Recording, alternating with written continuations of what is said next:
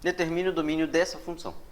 Qual é o domínio de uma função? O domínio de uma função são os valores de x para os quais existe algum resultado. E como a gente já viu em episódios anteriores, quando eu tenho raízes quadradas, ou seja, raízes de índice par, o que eu tenho dentro dessa raiz, que é essa função aqui, precisa representar um número positivo. Ou seja, em relação ao domínio, eu sei que esse carinha aqui, menos x quadrado, menos x mais 6, precisa ser um número positivo. Só que a gente sabe calcular o valor da raiz de zero. E é zero. Então, precisa ser um valor maior ou igual do que zero. Não trabalhamos aqui em função real o valor do domínio quando lá dentro daquela raiz for um valor negativo. Então, ele pode ser positivo, como ele pode ser um valor nulo. Então, eu preciso resolver essa inequação de segundo grau. E para resolver inequações de segundo grau, a gente precisa trabalhar sempre através do gráfico, ou seja, do jeito que a gente acabou de resolver. Então, eu quero pegar essa inequação e calcular suas raízes. Repara bem, quem é o a dessa função? Vou colocar ela aqui, ó. Menos x quadrado, menos x, mais 6, maior ou igual do que zero. Essa aqui é a nossa inequação.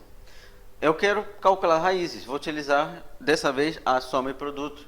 A soma de duas raízes da equação de segundo grau vai ser menos o valor do b dividido por a. E o produto das suas raízes vai ser o valor do c dividido pelo a. Essas são as duas fórmulas que a gente utiliza para soma e produto.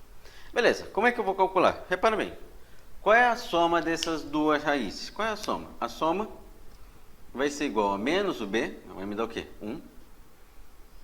Menos com menos me dá mais, ó, dividido pelo a, que vai ser menos 1. Isso aqui, 1 dividido por menos 1, dá menos 1 mesmo.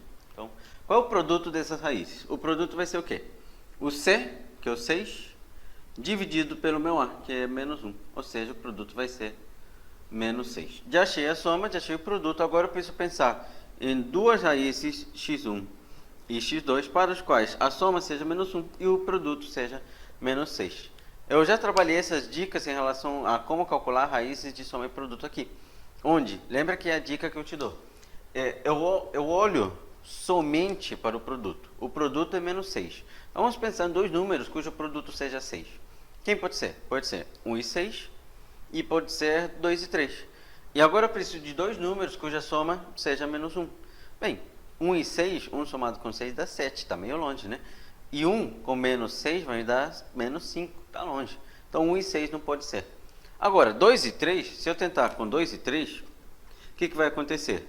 3 somado com 2 vai me dar 5, está longe do menos 1. Mas 3 com menos 2 vai me dar 1. É só ajustar o sinal, ou seja, é só corrigir o meu sinal. Repara bem, 2 menos 3 me dá menos 1. 2 vezes o menos 3 me dá menos 6. As raízes são 2 e menos 3. Agora, pelo gráfico dessa função, o que eu posso afirmar?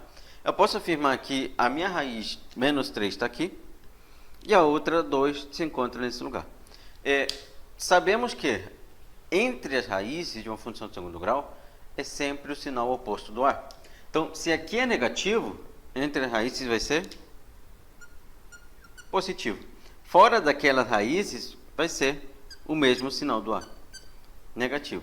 Lembre-se que para essa função existir, eu precisava de valores positivos. E quem é que está me dando valores positivos aqui?